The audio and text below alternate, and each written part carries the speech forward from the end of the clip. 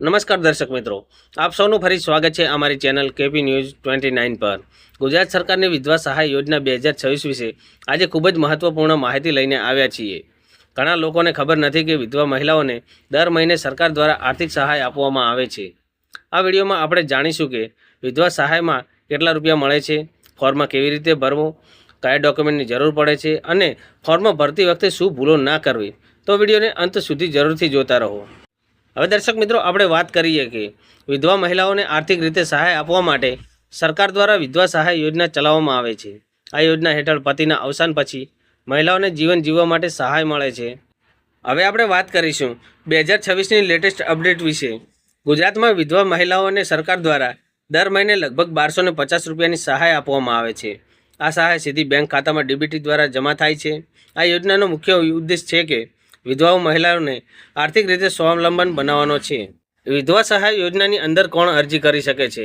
તો દર્શક મિત્રો, વિધવા સહાય માટે અરજી કરવા માટેની આ મુજબની શરતો છે, જેમ કે મહિલા વિધવા હોવી જોઈએ, તેની ઉંમર સામાન્ય રીતે 18 વર્ષથી ઉપરની હોવી જોઈએ, મહિલા ગુજરાતની રહેવાસી હોવી જોઈએ તથા પરિવારની આવક સરકારની નક્કી કરેલી મર્યાદામાં હોવી જરૂરી છે।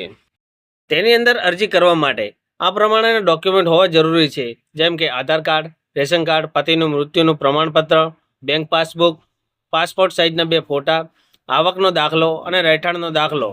વિધવા સહાય માટે અરજી કેવી રીતે કરવી? તો દર્શક મિત્રો, હવે વાત કરીએ કે વિધવા સહાયની અંદર શું પ્રક્રિયા છે। તો વિધવા સહાય માટે 2 રીતની અરજી કરી શકાય છે। પ્રથમ, અરજી ઓનલાઈન રીતે કરી શકાય છે અને બીજું, જનસેવા કેન્દ્ર અથવા ગ્રામ પંચાયતમાં અરજી કરીને કરી શકાય છે। જો તમે ઓનલાઈન અરજી કરવા માંગો છો તો સરકારી પોર્ટલ પર જવું પડશે। ત્યાં વિધવા સહાય યોજનાની પસંદગી કરવી પડશે, ફોર્મ ભરવું પડશે, ડોક્યુમેન્ટ અપલોડ કરવા અને ફોર્મ સબમિટ કરવું પડશે। હવે આપણે જાણીએ કે ઓફલાઈન અરજી કેવી રીતે કરવી। જો દર્શક મિત્રો, ઓનલાઈન તમે અરજી કરી ના શકો તો નજીકના જનસેવા કેન્દ્ર અથવા તો તલાટી ઓફિસ પર જઈને અરજી કરી શકો છો। ત્યાં તમને ફોર્મ મળશે, તે ફોર્મ ભરીને ડોક્યુમેન્ટ સાથે સબમિટ કરવાનું રહેશે। અને હા દર્શક મિત્રો, અરજી કરતી વખતે આ ભૂલો ના કરશો, જેમ કે ઘણા લોકો ફોર્મ ભરતી વખતે આ ભૂલો કરે છે।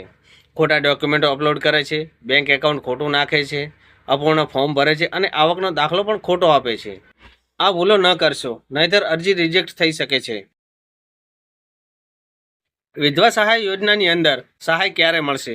તો દર્શક મિત્રો, અરજી મંજૂર થયા પછી સરકાર દ્વારા સહાય સીધી બેંક ખાતામાં ડીબીટી દ્વારા જમા થાય છે। ત્યારબાદ સામાન્ય રીતે દર મહિને અથવા તો કેટલાક કેસોમાં 3 મહિનાની સહાય એક સાથે મળે છે। વિધવા મહિલાઓ માટે મહત્વની માહિતી: જો અરજી રિજેક્ટ થાય તો ફરીથી અરજી કરી શકાય છે અને જો સહાય બંધ થઈ જાય તો તમે સંબંધિત કચેરીમાં સંપર્ક કરી શકો છો। અને હા દર્શક મિત્રો, તમને આ માહિતી ઉપયોગી લાગી હોય તો વિડીયોને લાઇક કરો, શેર કરો અને ચેનલને સબસ્ક્રાઈબ કરો, કારણ કે અમે આવી જ સરકારી યોજનાઓ અને ખેડૂતો માટેની મહત્વની માહિતી સતત આપતા રહીશું। આભાર। જય જવાન, જય કિસાન।